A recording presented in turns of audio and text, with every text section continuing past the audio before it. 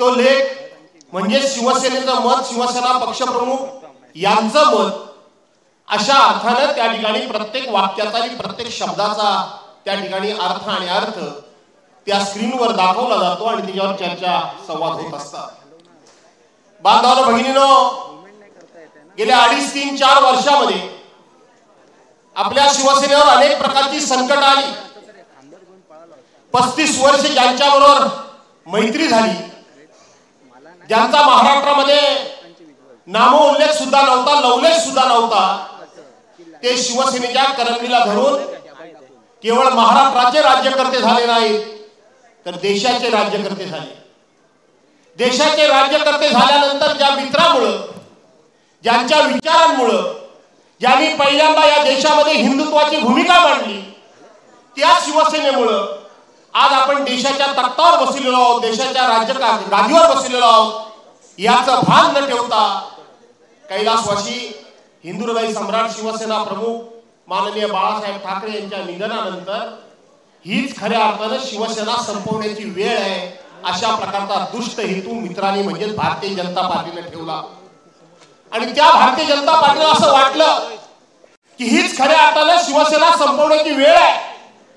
आणि त्या वेळेला कुठलंही कारण नसताना 2014 साली भारतीय जनता पार्टीने शिवसेनेबरोबरची युती तोडली. युती तोडल्यानंतर अख्ख्या देशातली त्यांची जेवढी राज्य होती, तेवढी राज्य त्यांनी या ठिकाणी महाराष्ट्रामध्ये उद्धव साहेबांच्या पक्षाच्या विरोधात निवडणुकीला उतरवली. अचानकपणे विश्वासघात केला. एकाएकी निवडणूक लढण्याकरता म्हणून योद्धा म्हणून उद्धव साहेब त्या ठिकाणी मैदानामध्ये उतरले आणि आपल्या सर्वांची छाती गर्वानं फुलून येईल एकट्याच्या बळावर उद्धव साहेबांनी त्यावेळेला 63 आमदार निवडून आणले, हे आपल्या सर्वांना ज्ञात आहे. त्यानंतर युती करण्याकरता म्हणून मातोश्रीवर खेपा घालणारे अमित शहा आज देशाचे गृहमंत्री आहेत. त्या ठिकाणी काय चर्चा झाली नाही याचा उल्लेख स्वतः देवेंद्र फडणवीस आजचे मुख्यमंत्री आहेत त्यांनी आपल्या मुलाखतीमध्ये केला. नंतर ते 2019 साली बदलले. पहिल्यांदा आज ते आपल्यावर आरोप करताना सांगतात तुम्ही हिंदुत्व सोडलं, तुम्ही काँग्रेस बरोबर गेला. पण ते 80 तासाचं सरकार आठवा सर्वांनी, आपण देखील होला हो म्हणतो. आणि त्यावेळेला पहिल्यांदा अजित पवारांबरोबर युती करून, आघाडी करून जर महाराष्ट्राचे मुख्यमंत्री पहिल्यांदा कोणी जर केलं असेल आणि शिवसेनेच्या पार्टीमध्ये खंजीर खुपसण्याचं काम जर कोणी केलं असेल तर ते भारतीय जनता पार्टीने केलं, देवेंद्र फडणवीसांनी केलं. पहिल्यांदा देवेंद्र फडणवीसांनी केलं. हेतू पुरस्कार आपलं पाप लपवून ठेवायचं आणि उद्धव साहेबांच्यावर आरोप करायचा आणि मग त्याला धडा शिकवण्याकरता म्हणून त्यांचं 80 तासामध्ये सरकार पाडण्यात आलं. त्यानंतर उद्धव साहेबांच्या कारकिर्दीमध्ये कोरोनासारखं संकट आलं. कोरोनाच्या संकटातून कुठेतरी बाहेर पडतो महाराष्ट्र.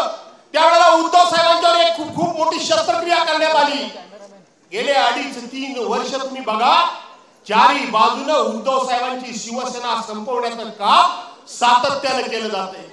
उद्धव साहेबांच्या शिलेदारांच्यावर कोणावर ईडी, कोणावर सीबीआय, कोणावर SIT, कोणावर इन्कम टॅक्स, कोणावर पोलीस चौकशी, अशा प्रकारच्या चौकशा लावून त्या ठिकाणी प्रत्येकाला नामोहरम करण्याचं काम हे सातत्याने गेले 2.5-3 वर्ष होते. काही लोक त्या ठिकाणी घाबरले आणि ते त्यांच्या जाऊन गोटामध्ये सामील झाले. पण आज इथं व्यासपीठावर राऊत साहेबांसारखा एक योद्धा समोर बसलेला आहे. त्यांनी परवाच्या दिवशी एक पुस्तक लिहिलं, नरकातला स्वर्ग, अशा पद्धतीचं त्याने एक पुस्तक लिहिलं.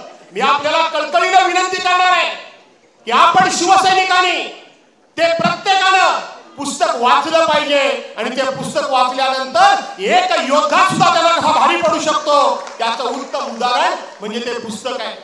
दुसरं पुस्तक अनिल देशमुख, माजी गृहमंत्री, ज्यांच्यावर 100 कोटीचा आरोप केला गेला, त्यांनी सुद्धा त्या ठिकाणी diary of the home minister म्हणून एक पुस्तक लिहिलं. तेही पुस्तक आपण वाचलं पाहिजे. आणि 4 दिवसापूर्वी तुळशीदास भोईटेने लिहिलेलं पुस्तक, त्याही प्रकाशन सोहळ्याला मला बोलवलं होतं. त्यांनी लिहिलं भाजपा जिंकली, उद्गार चिन्ह आहे. आणि त्यानंतर भाजपा कशी जिंकली म्हणून प्रश्न चिन्ह आहे. एका वेळेला 6 महिन्यामध्ये जी 3 पुस्तकं प्रसिद्ध झाली, ही पुस्तकं आपण शिवसैनिकांनी वाचली पाहिजे. आजचा लढा हा रस्त्यावरचा लढा जरूर आजची लढाई आहे ती बुद्धीची लढाई आहे आणि बुद्धीची लढाई ही आपल्याला बुद्धीनंच लढून जिंकावी लागणार आहे आणि म्हणून अशा पद्धतीचं वाचन आणि अभ्यास आपण सर्वांनी केला पाहिजे. चारी बाजूने उद्धव साहेबांना घेरण्याचा प्रयत्न झाला पण आपल्याला अभिमान वाटतो की सगळ्या बाजूने असा उद्धव साहेबांना त्या ठिकाणी नामोहरण करण्याचा प्रयत्न केला, त्याला गुडघ्यावर आणण्याचा प्रयत्न केला, त्याला खच्ची करण्याचा प्रयत्न केला, त्यांच्या कुटुंबापासून नाना तऱ्हेचे आरोप करून त्यांना नामोहरण करण्याचा प्रयत्न केला. पण आपल्या सर्वांना अभिमान वाटेल की या सगळ्या प्रकारामध्ये सगळे प्रकार केले, सगळ्या प्रकार अवलंबले, सगळ्या प्रकारची सगळी जेवढी शस्त्र अस्त्र ती वापरली पण आपल्या सर्वांना अभिमान वाटेल की एक दिवस सुद्धा उद्धव साहेबांनी यांच्या समोर गुडघे तर टेकले नाहीत पण साधा चेहरा सुद्धा त्या ठिकाणी पाळला नाही, चेहरा सुद्धा पाळला नाही. अनेक प्रकारच्या चौकशा, अनेक जण त्या ठिकाणी जे आपल्या पक्षामध्ये गेल्यानंतर स्वच्छ होता, शुद्ध होता,